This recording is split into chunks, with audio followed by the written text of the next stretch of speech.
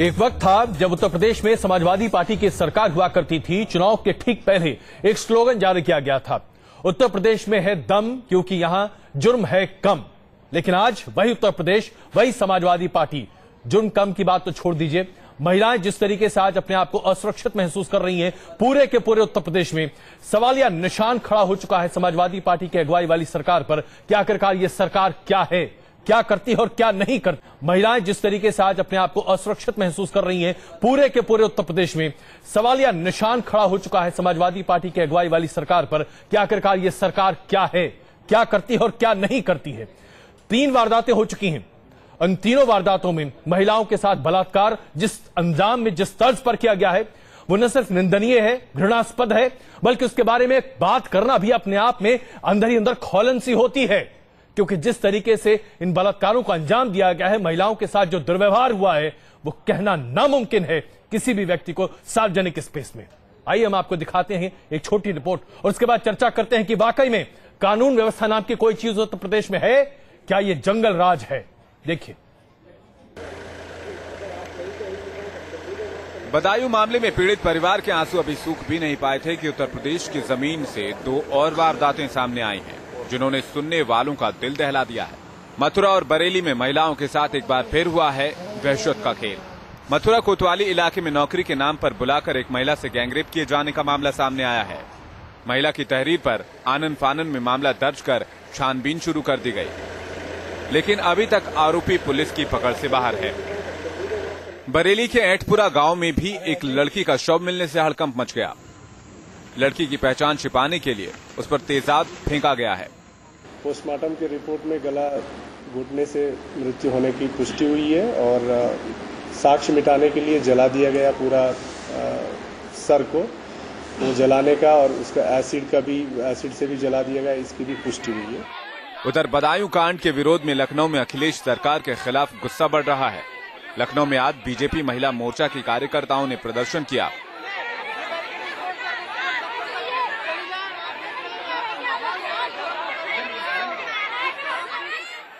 महिला मोर्चा ने Badaun gangrape case में सीएम अखिलेश यादव का इस्तीफा भी मांगा।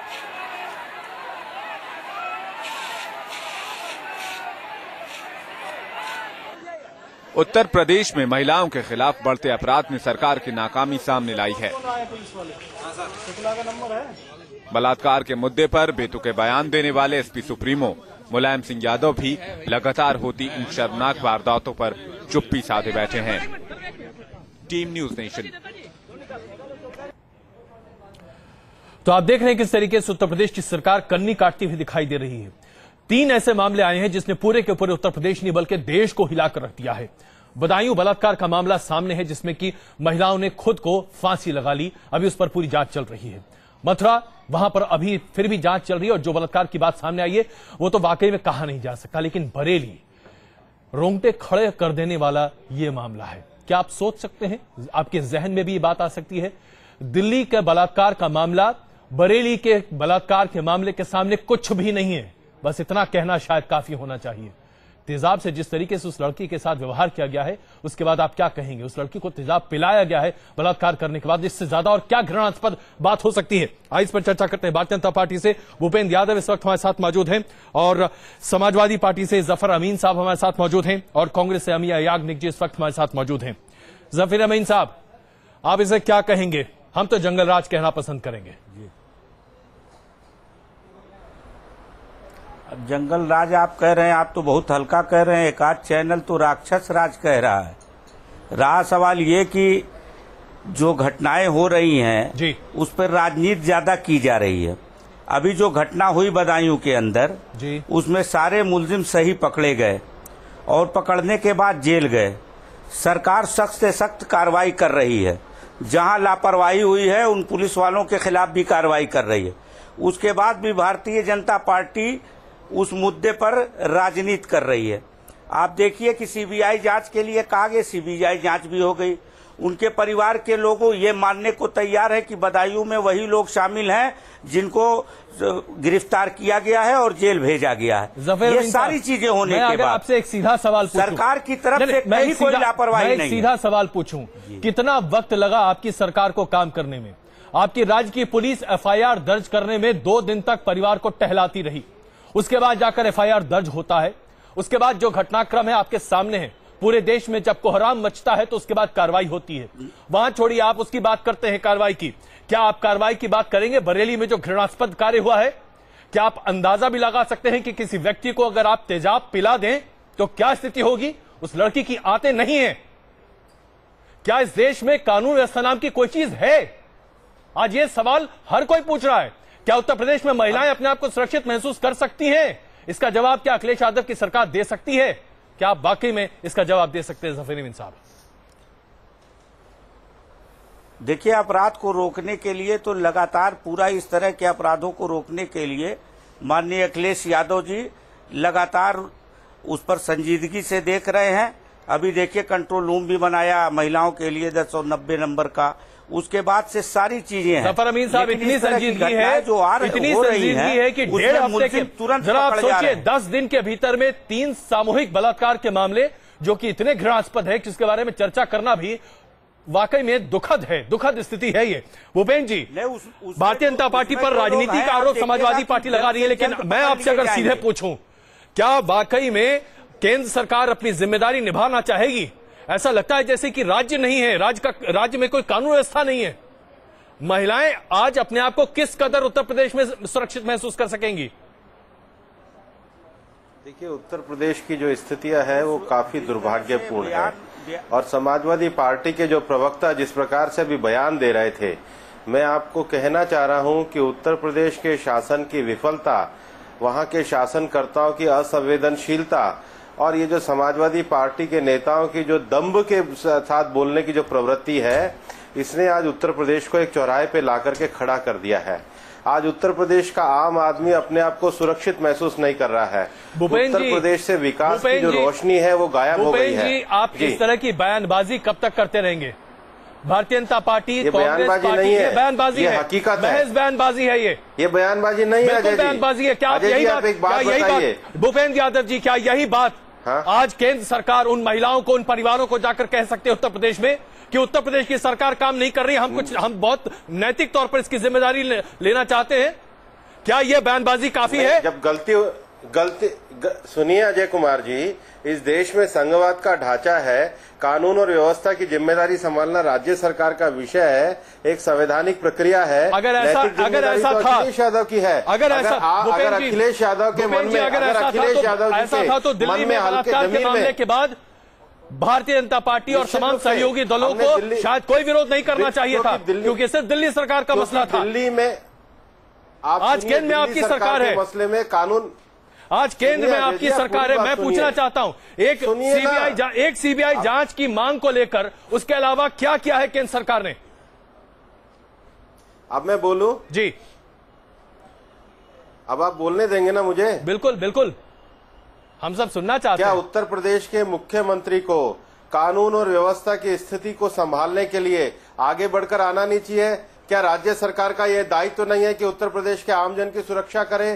क्या राज्य सरकार इस बात में हल्की सी भी नैतिक जिम्मेदारी लेने को गृह मंत्रालय क्या कर रहा है साहब? आपके पास कानूनी अधिकार हैं, लड़ रही है। नहीं, भूपेन्द्र यादव जी, कानूनी अधिकार है केंद्र के पास। सीमा होती है अजय जी, आप क्या बात करते हैं? सीमा होती है इस देश में संघीय ढांचे। माफ कीजिएगा भूपेन्द्र जी, आइए जरा हम संघीय ढांचे की बात कर लेते हैं। Breakdown in law and order situation के आधार पर में अपनी कदम उठाएगी। भूपेन्द्र जी, मुझे लग रहा है आप अखिलेश यादव के नैतिक पतन को आप क्वेश्चन मार्क लगाने से बचना चाहते हैं। बिल्कुल, आप बचना चाहते हैं कि उत्तर प्रदेश की सरकार आज मैं आपसे नहीं, सुनिए भूपेन्द्र जी, उत्तर प्रदेश की सरकार को कटघरे में खड़ा करिए। भूपेन्द्र जी, मैं आपसे और ज़फ़र, मेरी बात सुनिए भूपेन्द्र जी, मैं आपसे, यानी कि केंद्र सरकार के लिए संघर्ष कर रही है, मैं केंद्र सरकार और राज्य सरकार दोनों पर सवाल उठाता हूं। को जिम्मेदारी लेनी चाहिए। नहीं, आप कृपा करके अपनी जिम्मेदारी से मत हटिए।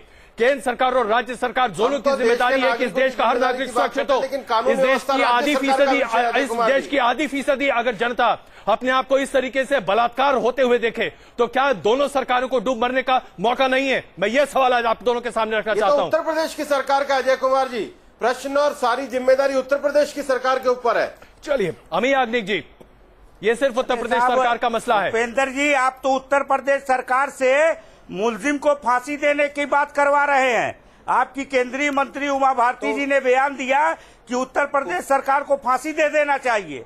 आप तो कानून से हट के बात कर रहे हैं। सरकार हर तरीके से विफल हो गई है। अगर सोचिए तो अखिलेश यादव इस तरह के है तो आज उनको केंद्रीय उत्तर मंत्री प्रदेश का में आ रहा शासन है। करने का बताइए, न तो जनता का जनादेश है। अमी याग्निक जी, कांग्रेस जिस प्रकार से जनादेश आया है, मैं आप दोनों से माफी चाहूंगा। जफर अमीन साहब और भूपेन जी एक मिनट, जफर अमीन साहब और भूपेन जी एक मिनट। अमी याग्निक जी, राहुल गांधी बदायूं जाते हैं और उसके बाद वापस आ जाते हैं, क्या कांग्रेस पार्टी भी सिर्फ बयानबाजी करती रहेगी या जमीन पर हम कुछ होता हुआ भी देख सकेंगे? कानून आपने पारित करा दिया आपकी यूपीए की सरकार ने, लेकिन उसके बाद क्या? देखिए, जब दिल्ली में निर्भया कांड हुआ था, उसके बाद जो क्रिमिनल अमेंडमेंट एक्ट आया 2013 में, उसके बाद अभी वो इम्प्लीमेंटेशन का अभी इमीडिएट होना चाहिए। अभी हम यहाँ जो बात कर रहे हैं, केंद्र सरकार के पास पूरा होम डिपार्टमेंट है, स्टेट गवर्नमेंट के पास पूरी मशीनरी है। हम ऐसे बहस करते रहेंगे? हम बात कर रहे हैं वो महिलाओं की जिसके बारे की सशक्तिकरण के बारे में हम चारों ओर से सुनते आए थे इलेक्शन के टाइम पे। अभी ये बहस करने का टाइम नहीं है। केंद्र सरकार और राज्य सरकार क्यों इसमें काम नहीं कर रही है? सीबीआई इंक्वायरी हो गई है, लेकिन ट्रायल चलाओ और ऐसा करो कि बाकी के जो रेप्स हो रहे हैं वो बंद हो जाए, पर दोनों को जवाब नहीं देना है। वो एक दूसरे पे डालते रहते हैं और चीफ मिनिस्टर को ये करना चाहिए, राज्य को ये करना चाहिए, पर केंद्र सरकार के पास पूरा होम डिपार्टमेंट है, क्रिमिनल लॉ अमेंडेड एक्ट है, और क्यों इम्प्लीमेंटेशन का मांग नहीं कर रहे? वो दोनों मिलके ये रोक सकते हैं और आगे के भी रेप सब रोक सकते हैं। कायदा है, कानून है, उनके साथ बिल्कुल, सत्ता है, लेकिन जाहिर सी बात है कोई कुछ करना नहीं चाहता। हाथ पर धरे रहने की बात और मानसिकता यहाँ पर है। उर्मिलेश जी हमारे साथ जुड़ चुके हैं, पत्रकार उर्मिलेश जी। निर्भया कांड के बाद जी, निर्भया कांड के बाद भी तो दिल्ली में कई कांड हुए थे, तो इन्होंने क्यों नहीं रोक लिया था घटना? जफर अमीन साहब, यही तो मैं सवाल उठा रहा हूं आप सबों के ऊपर, चाहे भारतीय जनता पार्टी हो, कांग्रेस हो, समाजवादी पार्टी हो, कौन से? मैं आज आप सबों के सामने बता रही हैं, आज आप सबों के सामने एक नैतिक जिम्मेदारी है। क्या हमारी देश की राजनीति हमारे देश की महिलाओं को सुरक्षा दे सकती है? और अगर नहीं दे सकती तो क्या करना चाहिए? क्या संविधान बदलकर फेंक दें? क्या करें हम? आज लोग यही पूछना चाह रहे हैं। उर्मिलेश जी, आज मैं ट्विटर पे कई सारी संवेदनाओं को देख रहा था, उसमें से कुछ एक लोगों की बातें सुनकर लग रहा था कि इसे आप देश की फीलिंग्स को सामने रखने की बात कह सकते हैं। उत्तर प्रदेश के कुछ एक महिलाओं ने लिखा कि ऐसा लगता है कि इसके बाद देश के पूरे कानून व्यवस्था को चूड़ियां पहन लेनी चाहिए। क्या यही स्थिति आ गई है कि हमारे देश में आज हमारी महिलाएं ये कहें कि हमारे देश के कानून व्यवस्था को चूड़ियां पहन लेनी चाहिए? अजय, देखिए, जब इस तरह के हादसे होते हैं, इस तरह के जब हत्याकांड होते हैं, इस तरह के जो बलात्कार कांड होते हैं, तब लोगों में उत्तेजना आती है, तब लोग केवल बड़ी बड़ी बातें करते हैं, बहुत सारी चीजों को बदल डालने का संकल्प दोहराते हैं, लेकिन इसको ठंडे दिमाग से नहीं सोचा जा रहा है कि कानून बन जाने के बावजूद ये हादसे इस तरह की घटनाएं हो क्यों रही हैं। पहली बात तो मैं नट सेल में एक एक पॉइंट रख दूं, क्योंकि विस्तार में जाने का शायद वक्त नहीं होगा। पहली बात तो यह है कि उत्तर प्रदेश में अखिलेश यादव की सरकार पूरी तरह नाकाम, विफल और एक ऐसी सरकार के रूप में सामने आ रही है जिसके पास इतना अच्छा बहुमत मिला था, लेकिन जो किसी भी फ्रंट पर अपने को साबित नहीं कर पा रही है कि वो एक गवर्नेंस का प्रतीक है। इसलिए एक तो बिल्कुल नाकारा सरकार है। दूसरी बात यह है कि अगर आप कंपेयर करें, थोड़ा मायावती जी के समय भी बहुत सारी चीजें हुई थी, लेकिन मायावती युग को आज भी क्यों लोग वहां याद करते हैं कि कानून व्यवस्था बेहतर थी इससे? इसका मतलब कहीं ना कहीं पुलिस प्रशासन पर, कानून व्यवस्था की एजेंसीज पर इस सरकार की कोई कंट्रोल नहीं चल रहा है। कहीं न कहीं क्रिमिनल पुलिस और पॉलिटिशियंस के बीच, एंटी सोशल एलिमेंट के बीच कोई नेक्सस है। एक तो ये, और एकदम संक्षेप में दूसरी बात मैं कह दूं कि देखिए, बलात्कार एक ऐसी समस्या इस देश में हो गई है जिस पर उत्तेजना बहुत फैलती है, लेकिन जिसके ठोस समाधान के लिए कोशिश नहीं हो रही है। ये एक बड़ा बृहत्तर प्रश्न है। मध्य प्रदेश, जहां भूपेंद्र यादव जिस पार्टी से हैं, उस पार्टी की सरकार है, देश में बलात्कार के लिए सबसे ऊपर है। देखिए, इसके अलावा भी आप जानिए, दिल्ली में इतने हादसे हुए, हरियाणा बगल में है, 32 दलित महिलाओं के साथ बहुत कम समय के दरमियान बलात्कार हुआ, उसमें कईयों की हत्या हुई, लेकिन उस पर भी केंद्र सरकार उस समय यूपीए की कोई काम नहीं करता हुआ। तो ये बिल्कुल पूरे समाज को जिस तरह यही सवाल आगे जी हम सबों के सामने रखे हैं, चाहे कोई पार्टी हो, किसी की सरकार हो, स्थिति वही है। आइए आपको दिखाते हैं किस तरीके से अखिलेश यादव अपनी सरकार के काम को बचाने की कोशिश कर रहे हैं। अफसरों पर गाज गिर रही है, लेकिन नियंत्रण की बात नहीं है। और उसके साथ साथ हम आपको यह भी दिखाना चाहेंगे कि चुनाव के समय मुलायम सिंह यादव ने किस तरीके से बलात्कार की घटना को लेकर जो टिप्पणी की थी, उसके बाद से अगर लोगों का मनोबल बढ़ता है तो क्या वाकई में से आप गलत कहेंगे? दोनों बातें देखिए। उत्तर प्रदेश की कानून व्यवस्था के बारे में क्या? कानून व्यवस्था अभी आपको तो खतरा नहीं हुआ? नहीं, हमको कोई खतरा नहीं। बहुत धन्यवाद। अब बेचारे को क्या वाकई में से आप गलत कहेंगे? दोनों बातें देखिए। उत्तर प्रदेश की कानून व्यवस्था के बारे में क्या? कानून व्यवस्था अभी आपको तो खतरा नहीं हुआ? नहीं, हमको कोई खतरा नहीं। बहुत धन्यवाद। अब बेचारे को 3 को फांसी हो गई, क्या रेप में फांसी दी जाएगी? 3 लड़के हैं, गलती हो जाती है तो 3 को भी फांसी दे दी बम्बई में। अब सोचिए आप, ऐसे कानूनों को बदलने की कोशिश की जाएगी। जफर अमीन साहब, अब इसके बाद भी कुछ कहना बचता है। आप कह रहे हैं कि प्रदेश में कानून व्यवस्था को बहाल करने में अखिलेश यादव की सरकार पूरी तरीके से आगे है। चुनाव के समय नेताजी ये कहते हैं, और चुनाव के बाद जब कानून व्यवस्था पर सवाल उठता है तो आपके मुख्यमंत्री कहते हैं आप तो सुरक्षित है ना भाई, स्टूडियो में तो हम सुरक्षित हैं। नेताजी ने क्या गलत कहा? नेताजी ने ये कहा जी कि जो कम उम्र के लड़के हैं अगर इस तरह की गलती करते हैं तो उनको फांसी ना दिया जाए, आजीवन कारावास तो है ही है।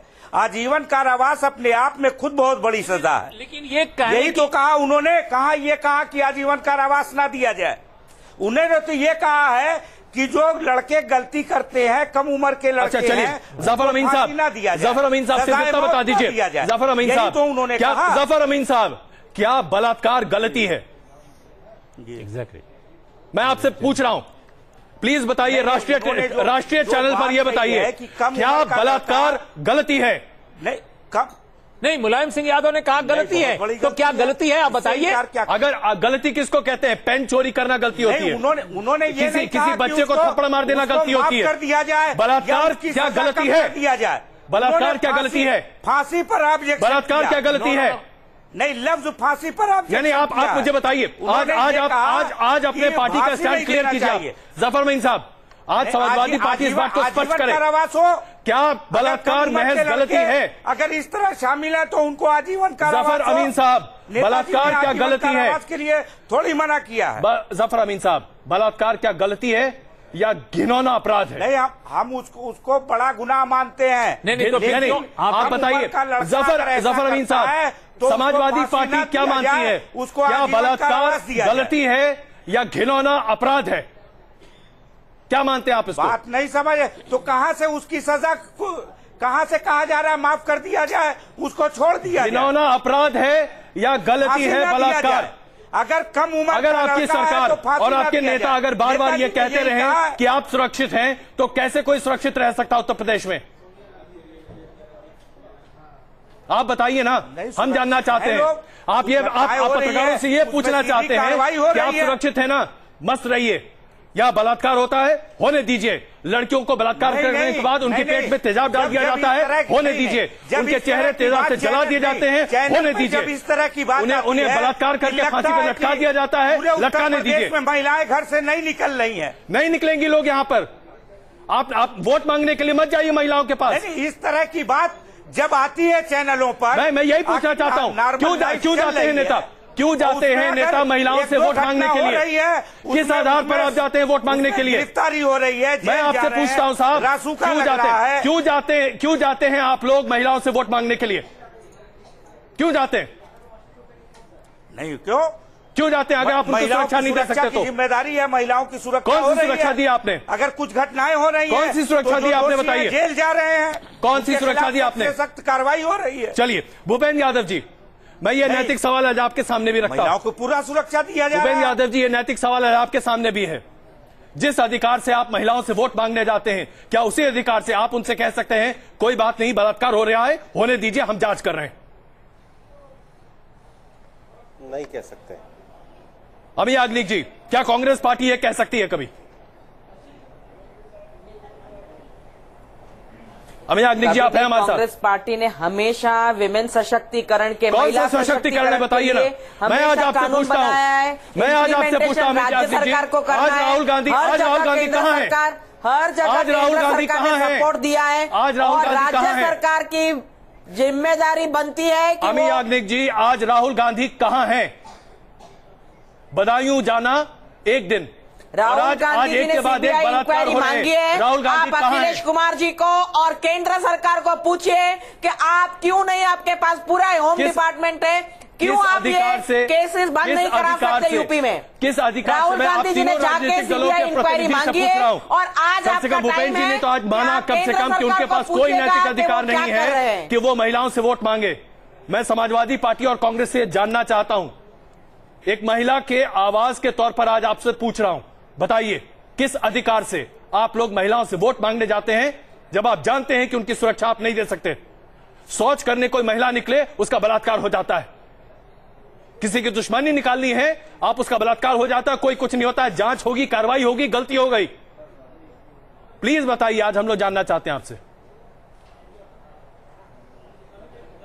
अजय कुमार जी, अजय कुमार जी, हमारे वहां 60 साल में इतने महिला के लिए इतने कानून आए हैं और इतनी योजनाएं आई हैं। अभी इम्प्लीमेंटेशन का टाइम है। राज्य सरकार को अकेले को पूछो कि वो क्यों इम्प्लीमेंट नहीं कर रहे। ये व्यवस्था, पुलिस की व्यवस्था क्यों सुसुप्त है, क्यों वो महिला का रक्षण नहीं कर सकती है इतने कानून होने के बाद? तो जफर अमीन साहब की बात ना करें इस टाइम। जफर अमीन साहब, सबसे जिस मैंडेट के साथ उर्मिलेश जी ने आज बहुत महत्वपूर्ण बात आपके सामने रखी है। हर बात में राजनीति ना होनी चाहिए। उर्मिलेश जी ने आज बहुत महत्वपूर्ण बात आपके सामने रखी है। जफर अमीन साहब, सेफ्टी सिक्योरिटी की बात है। मैं समझ चाहूंगा अमित जी, मैं क्षमा चाहूंगा आपसे। आप अपनी नीतियों का बखान कर सकती हैं, लेकिन आपके सरकार के दौरान भी बलात्कार न रुके और न रोकने के लिए कोई ठोस कार्रवाई हुई। मुंबई में बलात्कार हुआ, उसके आपने फास्ट ट्रैक कोर्ट कर दिया, उसके बाद भी मुंबई में बलात्कार होते रहे। दिल्ली में भी वही होता रहा। हरियाणा की बात छोड़िए, सोनिया गांधी वहां पर गई थी और उसके बाद भी दलित महिलाओं के साथ बलात्कार होता रहा। मैं यही आज आप सबों के सामने सवाल रख रहा हूं। जफर अमीन साहब, जिस भारी बहुमत के साथ आज आप उत्तर प्रदेश में सरकार चला रहे हैं, क्या इसी भारी बहुमत की उम्मीद लगाए चुनाव में एक बार फिर महिलाओं के सामने आपकी सरकार वोट मांगने जाएगी? और अगर आप जाएंगे तो क्या कहेंगे उन महिलाओं को? बिल्कुल मांगने जाएगी। क्या कहेंगे आप? वोट दीजिए, हम बलात्कार करवाएंगे। सम्मान किया जा रहा है। एक दो जो घटनाएं हो रही हैं उसमें मुलजिम गिरफ्तार हो रहा है, बिल्कुल उसमें सख्त से सख्त कार्रवाई हो रही है। नहीं देखिए, तो महिलाओं के मुलजिम के खिलाफ कार्रवाई की जा रही है। हर तरह का नहीं आपने महिलाओं की सुरक्षा प्राथमिकता है सरकार की। जहां आपके पुलिस प्रशासन के लोग, अगर कोई घटना हो रही है के साथ में आप बताइए कहां से सरकार की लापरवाही? एक सवाल, एक जवाब दीजिए। जब आपके पुलिस प्रशासन के लोग, थाने में बैठे लोग अपराधियों के साथ बाकायदे बलात्कार में या बलात्कार की कार्रवाई को शह देने में शामिल हैं, ऐसे में आप पर कैसे लोग एतबार करेंगे? आप हमें ये बताइए। देखिए, अभी ये कहा जा रहा है, हाँ अभी ये कहा जा रहा था, अभी भाई साहब कह रहे थे कि बीएसपी की सरकार की थोड़ा तारीफ कर रहे थे। बीएसपी सरकार में सीतापुर के अंदर पूरे थाने के सिपाहियों ने बलात्कार करके और थाने के परिसर में लाश अभिनंदनीय है। नाबालिग लड़की की लाश ऐसी बात कर रहे हैं, लेकिन नहीं, हमारी बात है कि उत्तर प्रदेश में आपकी सरकार कानून व्यवस्था के मोर्चे पर पूरी तरह नाकाम है। चलिए, और तब उन्होंने सीबीआई की जफर अमीन साहब, मैं सिर्फ एक खड़ा किया था। ऐसा नहीं है। जफर अमीन साहब, सिपाही अगर आया है तो सिपाही जफर अमीन साहब सिर्फ एक बात बता दीजिए, सिर्फ एक बात जफर अमीन साहब सिर्फ एक बात बता दीजिए। आप बार बार कह रहे हैं कि आपकी सरकार पर क्यों उंगली उठाई जा रही है। मैं आपसे सीधे तौर पर पूछूं, आपका मोबाइल फोन चोरी हो जाए और आपके मिनिस्टर की भैंस चोरी हो जाए तो 48 दिन तक पुलिस जो है, 48 घंटों तक पुलिस उसे ढूंढती है और भैंस को 48 घंटे में आप ले आते हैं। आपकी पुलिस इतनी सक्षम है काम करने में, लेकिन महिलाओं के साथ बलात्कार होता है 2 दिनों तक आप एफआईआर दर्ज नहीं करते। 48 घंटे, याद रखिएगा, 48 घंटे। आप जनता इतनी बेवकूफ नहीं है साहब। देखिए, देखिए हर जिले में भैंस चोरी होती है, लेकिन कभी चैनल पे चोरी नहीं आती है भैंस की। बिल्कुल, इसीलिए आपके प्रदेश में पूरा सीरियल चलने लगा। नहीं, इसीलिए आपके प्रदेश में भैंस से ज्यादा महत्वपूर्ण है महिलाओं की सुरक्षा के मद्देनजर। आज भैंस ज्यादा इंपॉर्टेंट है, महिला की सुरक्षा नहीं, ऐसा प्रतीत हो रहा है जफर अमीन साहब, और इसको रोकना आप सबों का दायित्व है, इसमें कोई शक नहीं है। आप सबका बहुत धन्यवाद भूपेंद्र जी, आप हमारे साथ बने रहें। इसके बाद हम एक और बड़े मुद्दे पर बातचीत करने के लिए वापस आ रहे हैं, बने रहिए आप सब हमारे साथ।